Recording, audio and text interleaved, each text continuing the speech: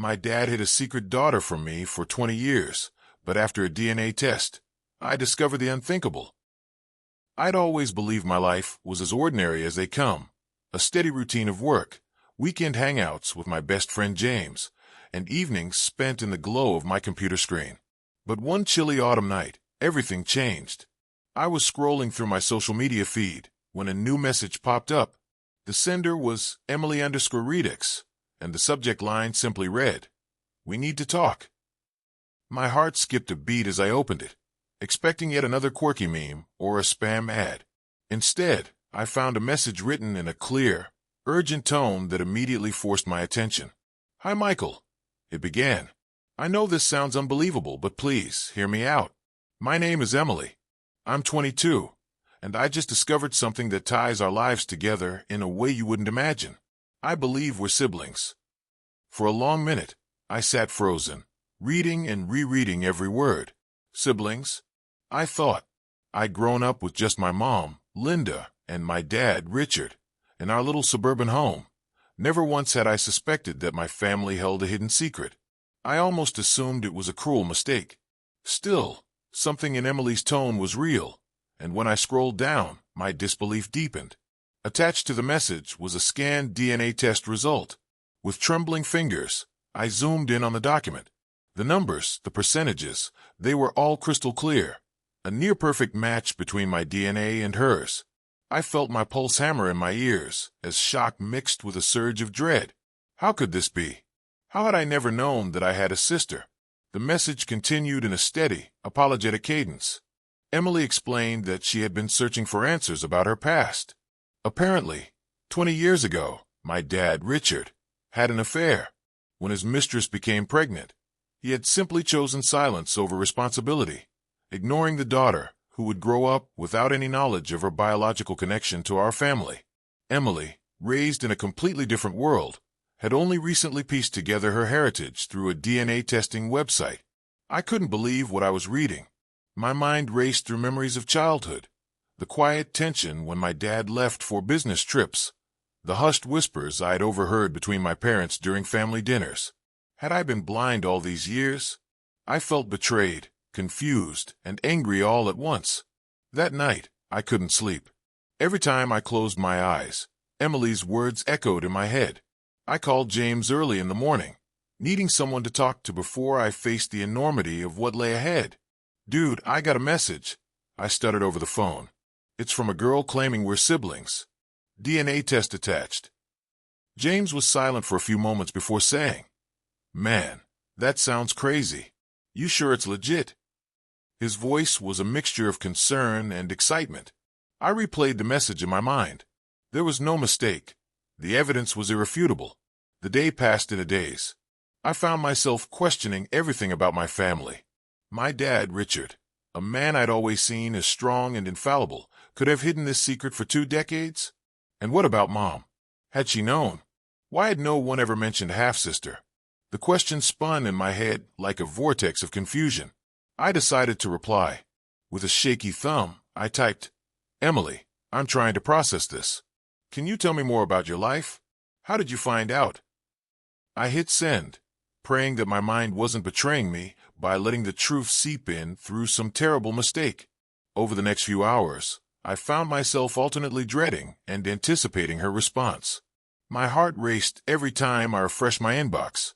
When her reply finally came, a long, detailed account of her childhood, her struggles to understand her identity, and her determination to connect with her newfound family, I felt both a pang of sympathy and a deep, gnawing anger. How could my own father have allowed this secret to fester? By the time the sun set, I knew that nothing would ever be the same. The comfortable, predictable world I'd known was dissolving into a realm of betrayal and hidden truths. I stared out at the darkening sky, feeling the weight of the past and the uncertainty of the future. My life, it seemed, was about to take a turn I had never imagined. And deep down, I wondered, what would I do now? Should I confront Dad? Tell Mom? Or try to piece together the truth on my own before everything explodes? The silence of that question was deafening, and I knew that the answers lay ahead in a tangled web of family secrets that threatened to shatter everything I thought I knew. The next morning, I woke up with a cold sweat, the remnants of last night's revelations still echoing in my mind. I grabbed a cup of coffee and sat at my kitchen table, staring blankly at the DNA report on my phone. Every word, every statistic seemed to pulse with an unspoken accusation. The more I thought about it, the more I realized that the truth had been hidden from me for far too long. Determined to understand the full picture, I began retracing old memories and searching for clues in family albums, old letters, even the vague whispers I'd overheard as a kid. My mind wandered back to moments when Dad's absences were explained away with hushed tones and furtive glances between Mom and him. I remembered feeling that strange unease, but as a child, I never dared to question it. I needed to talk to someone who might know more about Richard's past. That's when I reached out to Mr. Harris, a family friend who'd known my dad for decades. I arranged to meet him at a local diner, hoping that his perspective might help me untangle the knots of my family's history. Over a plate of steaming pancakes and lukewarm coffee, I broached the subject. "Mr. Harris, do you remember anything about a secret from Dad's past? Something he never really talked about?" I asked, watching his weathered face for any sign of recognition. He leaned back, his eyes clouded with memories. "Michael, sometimes the past is buried deep for a reason. I recall your father mentioning, offhand really, about a mistake he made a long time ago. But he never said much. It was like he was ashamed of it." His words confirmed my growing suspicions. The guilt and regret in his tone were unmistakable. I pressed him further, asking for any details, any names that might ring a bell. "Did he ever mention a woman?" "A daughter," I ventured softly. Mr. Harris sighed. "I can't say for sure, son. People do foolish things when they're young. Your father was a complicated man. It wouldn't surprise me if he had a secret he never spoke of."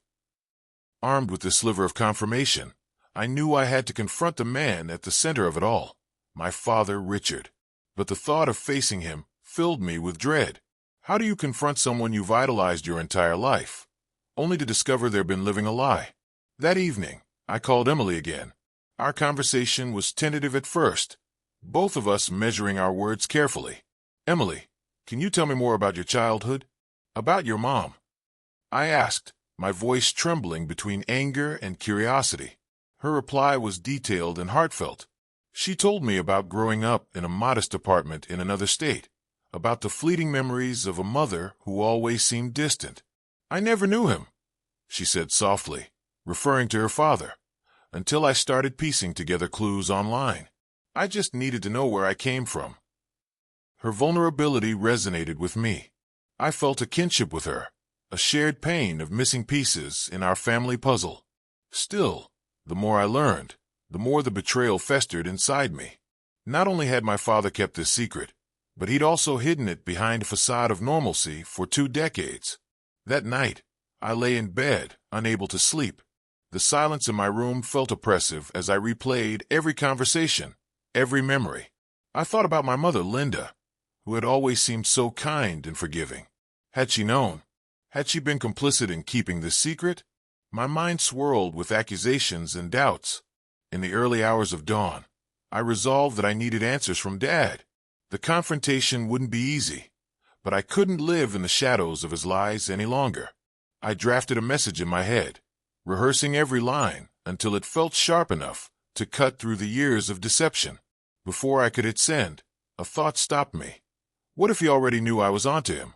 What if every family dinner, every quiet moment was a reminder of the secret that had been lurking beneath the surface all along? The realization that my entire life had been built on half-truths and omissions was almost too much to bear. I knew that my next steps would define the course of my future. I had to decide whether to confront Dad head-on or continue to gather evidence until I was sure beyond a doubt. As much as I wanted to believe in the family I'd grown up with, I couldn't ignore the mounting evidence that my father had known about Emily all along. The tension was palpable. I began planning a meeting with him, a one-on-one conversation where I could demand the truth without any of the polite pretense I'd grown accustomed to. I messaged him that evening, asking if we could talk privately at our old family cabin the next weekend, a neutral place that held both cherished memories and the promise of long-held truths coming to light. I ended that day with a heavy heart, aware that I was about to cross a line from which there was no return. My mind teetered between hope for reconciliation and the bitter certainty of betrayal. The search for truth had only just begun, and I knew that when the time came, the confrontation with my father would force every secret into the open, no matter how painful the truth might be. Saturday arrived with a brisk wind that seemed to carry the chill of impending revelations. I drove to the old family cabin, a rustic retreat nestled among towering pines and quiet lakes. It had once been a place of comfort, where family vacations were filled with laughter and warmth. Now, it would be the battleground for decades of secrets. Richard was already there when I arrived, standing on the weathered porch as if waiting for me. His gaze was distant, and for a moment, I wondered if he somehow knew what was coming. I stepped out of my car, my hands clenched in the steering wheel of anxiety. "Dad," I said, my voice steady despite the storm raging inside me. "We need to talk." He turned slowly, his expression unreadable. "Michael," he greeted, his tone cool and measured. "I wasn't expecting you so soon." I motioned for us to sit on the old wooden steps. The silence between us was heavy, punctuated only by the rustling of leaves. I took a deep breath before launching into the confrontation. "Dad, I got a message last month from a woman named Emily. She says we're siblings, your daughter from an affair, someone you never mentioned." I watched his face closely for any sign of reaction. For a long, agonizing moment, he said nothing. The wind picked up, carrying away our words like secrets in the breeze. Finally, he sighed, a sound that was more resignation than regret. "Michael," he began, his voice low, "there are things in this life that are complicated. I made mistakes a long time ago, mistakes I thought I could keep buried. I never wanted to hurt you or your mother." I felt my anger rising. "Keep buried? You kept this secret for 20 years. You knew about Emily, and you let her grow up without a father knowing she was part of our family. How could you decide that silence was better than honesty?" His eyes flickered with guilt, or was it fear? "I thought I was protecting everyone," he whispered. "Your mother, she had her own way of handling things. I believed that by not bringing it up, I could spare you both unnecessary pain." "Unnecessary pain." I spat the words as if they burned. "Do you realize what you did? Not only did you deceive me, but you've also robbed Emily of the chance to have a relationship with her own family. How do you justify that?" Richard's face contorted with emotion. "I never wanted to hurt any of you," he said, his voice cracking. "At the time, I was young, foolish. I made a choice that I regret every day. But I was afraid of losing everything I had built." The air between us grew thick with tension. I pressed on, determined to get every last answer. "So you thought that by hiding the truth, you'd protect your family? Tell me, Dad, did you ever consider what Emily must have felt growing up in the dark, not knowing who her real family was?" His silence was the only response for few heartbeats. Then he murmured, "I know I failed her. I know I failed you." The words hung in the air, a bitter admission of guilt. I wanted to scream, to demand that he apologize fully, not just with words, but with actions that could somehow mend the broken trust. But the truth was, I wasn't sure I could ever forgive him. "I need you to be honest with me, Dad," I said, my voice steadier than I felt. "Why did you choose silence? Did you ever plan to tell me or Mom?" Richard's eyes darted away, and I could almost see the memories of those long-hidden days flickering behind them. "I was too afraid," he confessed finally, "afraid of what it would do to our family. I thought if I could manage it on my own, if I could keep this part of my past separate from your life, then maybe, just maybe, it wouldn't hurt so much. Instead, it hurt all of us," I said bitterly. "You've built your whole life on secrets. How do I know that nothing else is hidden?" The question stung him visibly. For a few minutes, we sat in an agonizing silence that felt like the calm before a storm.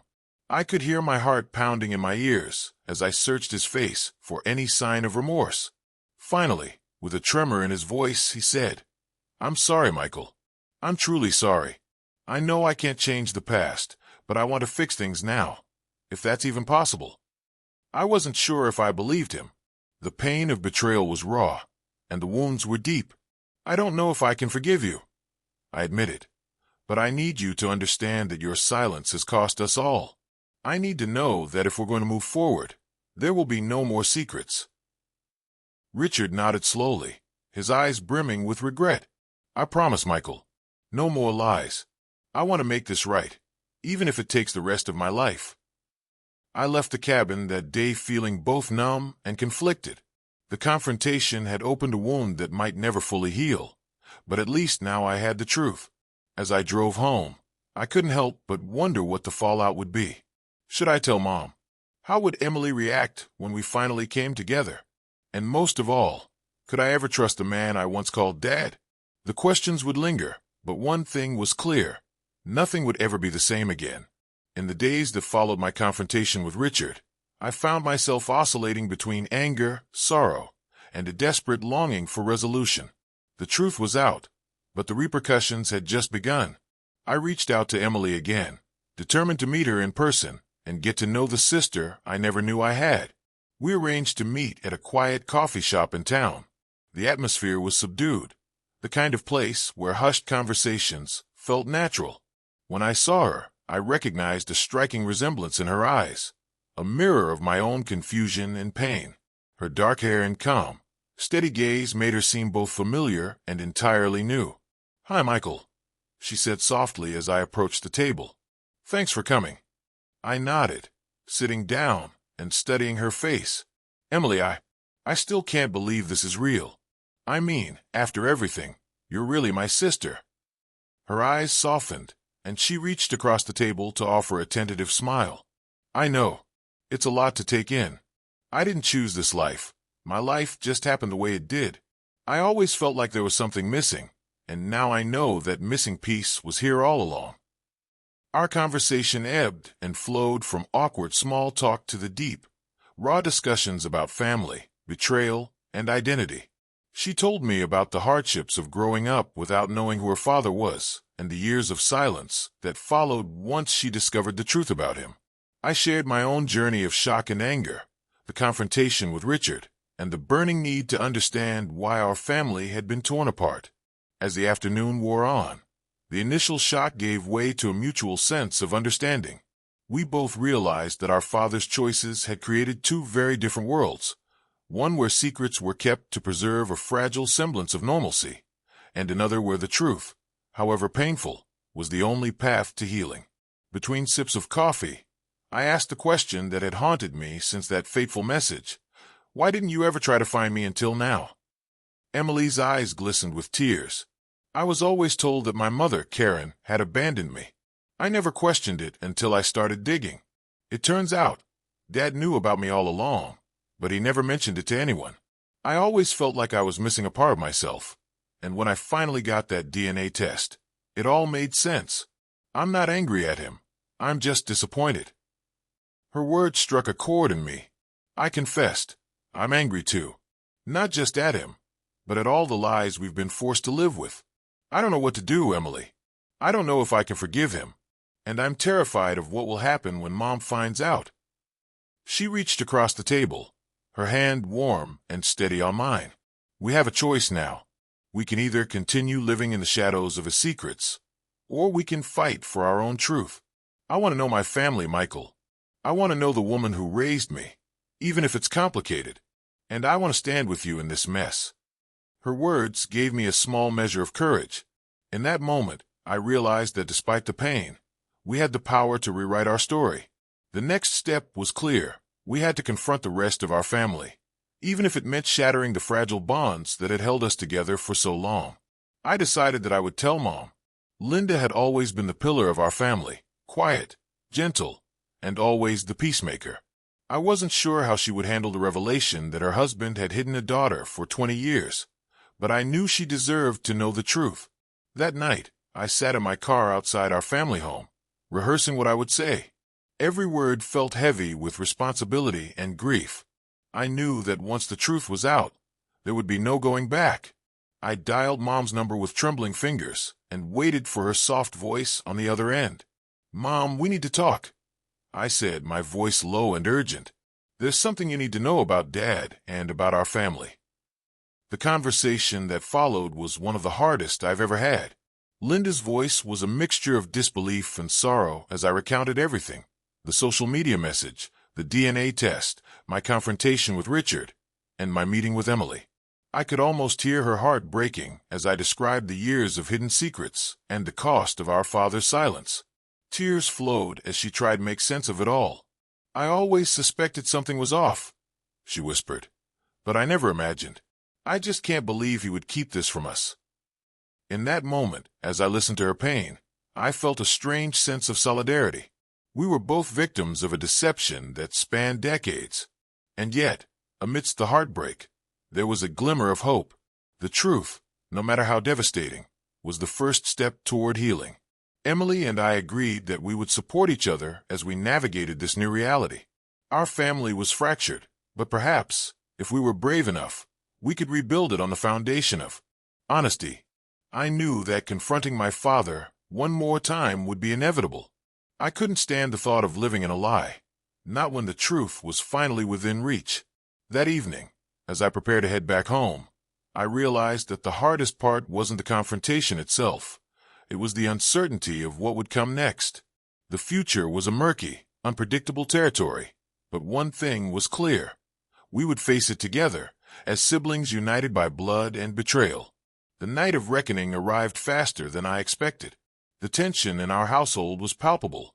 Every conversation was laden with unspoken accusations, every glance fraught with fear of further revelations.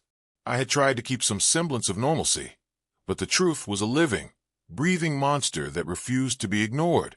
Richard had promised that once Linda learned everything, he would come clean and accept the consequences of his past. Yet, days passed without a word from him. I couldn't help but wonder, would he finally face us, or would he continue hiding behind his carefully constructed lies?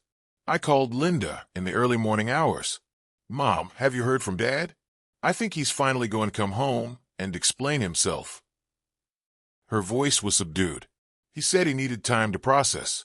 I don't know if he'll ever be the same." I felt my stomach twist. It wasn't just about the betrayal. It was about the collapse of everything I thought was real. With Emily's support and the newfound unity between my sister and me, I decided that I couldn't wait any longer. The time for passive acceptance was over. I arranged to meet Linda and Emily at our family home that evening. The house, once filled with the warmth of our shared memories, now felt like a stage set for an inevitable tragedy. We gathered in the living room, the silence stretching between us like a taut wire, waiting to snap. Finally, the front door opened. Richard stepped in, his face a mask of sorrow and resignation. He didn't speak a word as he made his way to the living room. The air was thick with anticipation, and I knew that this was the moment of truth. "Dad," I said firmly, standing up to face him, "we need to talk." He looked at me, his eyes heavy with regret. "Michael, he began, but I cut him off. "Save it," I said, my voice trembling with anger. "We know everything. You knew about Emily all along, and you chose silence. How do you justify that?" Richard's shoulders slumped.